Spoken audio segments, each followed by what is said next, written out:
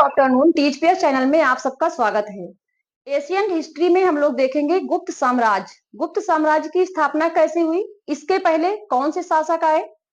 तो गुप्त साम्राज्य के पहले मौर्योत्तर काल था, जिसमें सातवाहन राजवंश की स्थापना हुई थी। सातवाहन और शक शासक दोनों थे, समकालीन थे, जिसमें कि शक शासक था रुद्रदामन और सातवाहन जो शासक था सतकर्णी था, गौतमीपुत्र सतकर्णी, जिसमें कि सातवाहन राजवंश की स्थापना सिमुक ने किया था। इस तरह से सातवाहन राजवंश कब आया? ये मौर्य साम्राज्य के पतन के बाद आया। दक्षिण भारत में इसकी स्थापना हुई और शुंग और कण्व वंश की भी स्थापना हुई मौर्य पतन के बाद। सातवाहन साम्राज्य के बाद शक आए। शक शासकों का पतन किसने किया? ये गुप्त काल के जो संस्थापक थे इनके द्वारा किया गया। चंद्रगुप्त द्वितीय ने किया और विक्रम संवत चलाया। तो गुप्त साम्राज्य की शुरुआत यहीं से हो जाती है। शकों के पराजित होने के बाद विक्रम संवत चलाया, चंद्रगुप्त द्वितीय कहलाए। विक्रमादित्य की उपाधि भी धारण की इन्होंने। तो गुप्त साम्राज्य 320 से 250 ईस्वी के मध्य उत्तर मध्य दक्षिणी भारत के कुछ भागों में फैला हुआ है। और इसके पहले बता दूं कि आप लोग ध्यान से सुनिएगा। 9 to 12 एनसीईआरटी बेस्ड क्वेश्चन होते हैं। इसमें टॉपिक्स मैं पढ़ाती हूँ, क्वेश्चन भी पूछती हूँ बीच बीच में।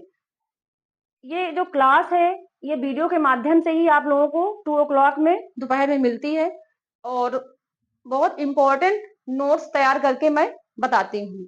तो इस तरह से आप लोग देखिएगा भी, चैनल को लाइक करिए, सब्सक्राइब करिए और शेयर भी करते रहिए। चलिए आते हैं हमें टॉपिक्स की ओर। तो हमारा टॉपिक था गुप्त साम्राज्य। ये तो पता ही है, 320 से 250 ईस्वी के मध्य उत्तर मध्य और दक्षिण भारत में ये फैला हुआ है गुप्त साम्राज्य। गुप्त काल में गणित, खगोल विज्ञान, ज्योतिष शास्त्र और चिकित्सा के क्षेत्र में उत्कृष्ट गतिविधियां देखने को मिलती हैं।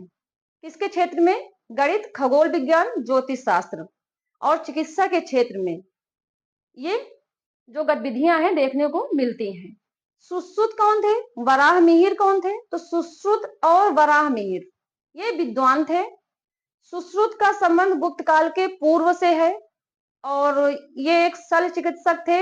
इन्होंने 300 शल्य चिकित्सा प्रक्रियाओं की व्याख्या की है अपनी पुस्तक में। ठीक है, किसने? सुश्रुत ने। वराहमिहिर भी गुप्त साम्राज्य से है। इन्होंने 5 खगोलीय प्रणालियों पर पंच सिद्धांतिका, किसमें? खगोलीय प्रणालियों पर पंच सिद्धांतिका और संस्कृत साहित्य पर बृहद संहिता और ज्योतिष शास्त्र पर बृहद जातक, क्या है? बृहद जातक नामक पुस्तक की रचना की है। खगोलीय प्रणालियों पर पंच सिद्धांतिका, संस्कृत साहित्य पर बृहद संहिता और ज्योतिष पर बृहद जातक नामक पुस्तक की रचना की है। तो इस तरह से किसने किया है? वराहमिहिर ने। गुप्त काल में सौम्य और उदार तरह का शासन था। ठीक है, इसमें दंड की कोई व्यवस्था नहीं थी इतनी। ये अर्थव्यवस्था के रूप में दंड दिया जाता था और समान दंड होता था। लोग यहाँ स्वतंत्रता से रहते थे, आनंद पूर्वक रहते थे।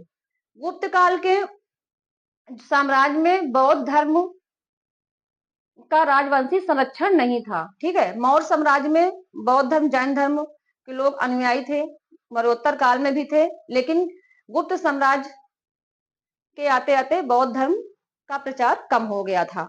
और चंद्रगुप्त द्वितीय के उत्तराधिकारियों को 5वीं शताब्दी में हुड़ों द्वारा पराजित किया गया था। किसके द्वारा?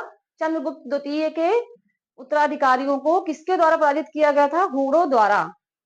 और चंद्रगुप्त विक्रमादित्य के काल का एक महत्वपूर्ण अभिलेख, चंद्रगुप्त विक्रमादित्य के काल का एक महत्वपूर्ण अभिलेख कौन सा है? मथुरा स्तंभ लेख, जो कि संस्कृत गद्य में लिखा हुआ है। किसमें लिखा हुआ है? संस्कृत गद्य में। मृच्छकटिकम, मृच्छकटिकम गुप्त काल की प्रसिद्ध रचनाओं में से एक है। और गुप्तों के समय में कलाई करय ताम्रलेख, कौन सा? कलाई करय ताम्रलेख में सर्वप्रथम 1,00,000 श्लोकों वाली महाभारत का उल्लेख मिलता है। ठीक है, कालिदास गुप्तकालीन कवियों में सर्वश्रेष्ठ है। गुप्तकालीन कवियों में कौन सर्वश्रेष्ठ है? कालिदास, जो कि जिन्होंने खंड काव्य और गद्य काव्य में अपनी रचनाएं प्रस्तुत की थी, जैसे अभिज्ञान शाकुंतलम थी, मेघदूत थी। इस तरह से कालिदास यहाँ गुप्त काल से संबंधित हैं। गुप्त काल में उद्रंग एक प्रकार का भूरजस्व होता था। गुप्त काल में भूरजस्व क्या होता था? उद्रंग नामक। ठीक है। समुद्रगुप्त गुप्त वंश का शक्तिशाली शासक था। समुद्रगुप्त कौन था? चंद्रगुप्त द्वितीय के वंशज ही थे। ये उत्तराधिकारी थे, जो कि गुप्त वंश का शक्तिशाली शासक था और संपूर्ण भारत में इन्होंने विजय प्राप्त की थी। इसी वजह से स्मिथ ने अपनी रचना में इन्हें भारत का नेपोलियन नाम से संज्ञा दी है। समुद्रगुप्त को किसने दी है? स्मिथ ने अपनी रचनाओं में समुद्रगुप्त को भारत के नेपोलियन नाम की संज्ञा दी है।